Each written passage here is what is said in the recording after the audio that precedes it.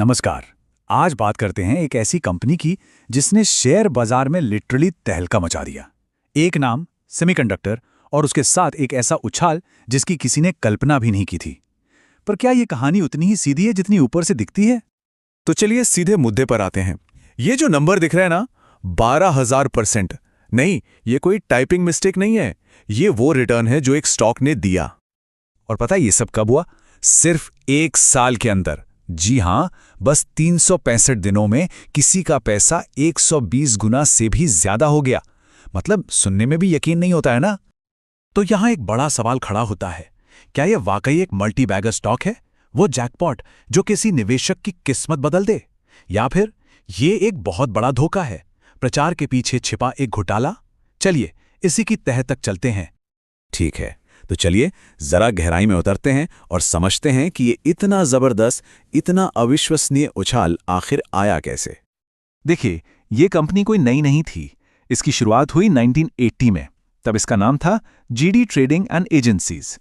दशकों तक ये एक छोटी मोटी इंपोर्ट एक्सपोर्ट कंपनी बनी रही, जिसका ना कोई नाम था ना कोई खास बिजनेस। फिर आया साल 2023, जब अचानक एक बड़ा अधिग्रहण हुआ और कंपनी ने एक बिल्कुल नई हाई ग्रोथ इंडस्ट्री में एंट्री मारी। और 2024 आते आते तो इसका स्टॉक रॉकेट बन चुका था। तो आखिर वो कहानी क्या थी जिसने एक गुमनाम सी कंपनी को रातों रात सेंसेशन बना दिया? असल में ये सब कुछ बहुत ही सोची समझी रणनीति के तहत हुआ। आइए देखते हैं कि ये पूरी कहानी बुनी कैसे गई, स्टेप बाय स्टेप। सबसे पहले हुआ अधिग्रहण। इरा मिश्रा नाम की एक इन्वेस्टर ने सिर्फ 12 रुपए प्रति शेयर के भाव पर 75% हिस्सेदारी खरीद ली। इसके तुरंत बाद स्टेप 2, एक बोर्ड मीटिंग हुई और कंपनी का पूरा बिजनेस ही बदल दिया गया। अब वो सेमीकंडक्टर बनाएगी। कहानी को और वजनदार बनाने के लिए स्टेप 3, राजेंद्र चौदनकर, जो इस फील्ड के एक्सपर्ट माने जाते हैं, उन्हें डायरेक्टर बना दिया गया। और आखिर में स्टेप 4, कंपनी का नाम बदलकर आरआरपी सेमीकंडक्टर्स कर दिया गया। बस निवेशकों के सामने एक परफेक्ट ड्रीम स्टोरी तैयार थी। और बस जैसे ही ये नया चोला पहनाया गया, मार्केट में खबरों की मानो बाढ़ आ गई। ऐसी खबरें जिन्होंने इस आग को और भड़का दिया। सबसे पहले तो ये खबर फैली कि सरकार ने नई फैक्ट्री लगाने के लिए 100 करोड़ की जमीन दे दी है। फिर बात आई 5,000 करोड़ के एक बहुत बड़े इन्वेस्टमेंट प्लान की। और इन सब पर चेरी ऑन द केक थी क्रिकेट के भगवान सचिन तेंदुलकर का नाम जुड़ने की अफवाह। इन खबरों ने मार्केट में फोमो यानी फियर ऑफ मिसिंग आउट का माहौल बना दिया और हर कोई बस ये स्टॉक खरीदना चाहता था। मतलब सब कुछ इतना परफेक्ट, जमीन भी मिल गई, पैसा भी आ रहा है, एक लेजेंड का नाम भी जुड़ गया। लेकिन कहते हैं ना, जो चीज सच होने के लिए कुछ ज्यादा ही अच्छी लगे वो अक्सर सच होती नहीं है। और यहीं पर आता है कहानी में सबसे बड़ा ट्विस्ट। ये असल में एक नहीं बल्कि 2 कंपनियों की कहानी है, जिनके नाम लगभग एक जैसे थे। तो अब जरा ध्यान से समझिए। एक थी आरआरपी सेमीकंडक्टर्स। ये वो पब्लिक लिस्टेड कंपनी थी जिसके शेयर लोग पागलों की तरह खरीद रहे थे। हकीकत, इसका रेवेन्यू था 0 और इसे कोई जमीन नहीं मिली थी। और दूसरी तरफ थी आरआरपी इलेक्ट्रॉनिक्स, एक बिल्कुल अलग प्राइवेट कंपनी। और सारी की सारी अच्छी खबरें, चाहे वो 100 करोड़ की जमीन हो या सचिन तेंदुलकर का नाम, वो इसी प्राइवेट कंपनी से जुड़ी थी। लिस्टेड कंपनीज से उनका दूर दूर तक कोई लेना देना नहीं था। देखा आपने कैसा भ्रमजाल बुना गया था? तो चलिए इस सारी हाइप को, इस प्रचार को साइड में रखते हैं और जरा उस कंपनी की असलियत देखते हैं जिसमें लोग अपना पैसा डुबो रहे थे। जरा इन आंकड़ों पर नजर डालिए।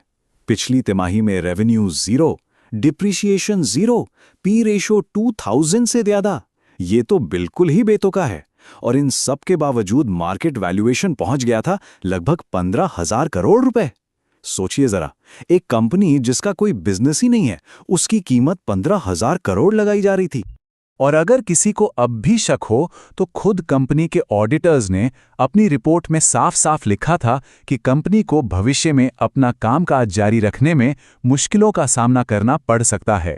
इससे बड़ा रेड फ्लैग और क्या हो सकता है? और भी बहुत सारे खतरे के सिग्नल थे जिन पर किसी ने ध्यान नहीं दिया। पहला, 0 डेप्रिसिएशन। अगर डेप्रिसिएशन 0 है तो इसका मतलब है कि कंपनी के पास कोई मशीनरी ही नहीं है। एक सेमीकंडक्टर कंपनी बिना मशीन के, ये कैसे हो सकता है? दूसरा, कंपनी की वेबसाइट का नाम तक नहीं बदला था, वो अब भी पुराने जीडी ट्रेडिंग डोमेन पर ही चल रही थी।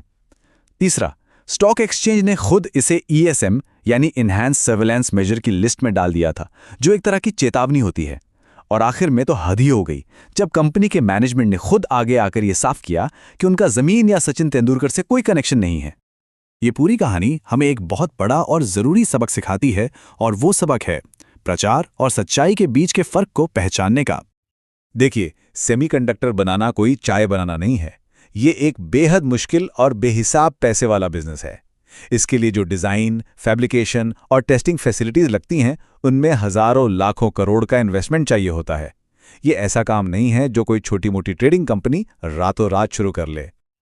अब ये स्लाइड देखिए, ये आपको पूरी कहानी एक झटके में समझा देगी। RRP का पिछला रेवेन्यू था करीब 15 करोड़, जबकि सेमीकंडक्टर बिजनेस का सबसे बेसिक सेटअप लगाने में ही कम से कम 25,000 करोड़ लगते हैं। और एक पूरी फैब्रिकेशन यूनिट, वो तो 1 लाख करोड़ से भी ऊपर की बात है। ये फर्क देख रहे हैं, कहाँ 15 करोड़ और कहाँ 25,000 करोड़। और पता है, ये कोई नई चीज नहीं है। ये पैटर्न हम पहले भी देख चुके हैं। याद है .com बबल का जमाना? तब भी किसी भी कंपनी के नाम के आगे बस .com लगा दो और उसके शेयर आसमान छूने लगते थे, चाहे उनका कोई बिजनेस हो या ना हो। यहां सेमीकंडक्टर शब्द ने वही काम किया। तो सवाल उठता है कि इस तरह की हाइप से, इस धोखे से बचा कैसे जाए? इसका सिर्फ एक ही तरीका है, एक ही ढाल है, और वो है फंडामेंटल एनालिसिस। मतलब किसी भी कंपनी में पैसा लगाने से पहले उसकी असलियत को जानना, उसके बिजनेस को समझना और उसके फाइनेंस को चेक करना। तो अगली बार जब भी निवेश करने की सोचें, तो एक सवाल खुद से जरूर पूछना होगा, क्या कहानी पर यकीन करना है या फिर हकीकत पर? चुनाव हमेशा हमारा होता है।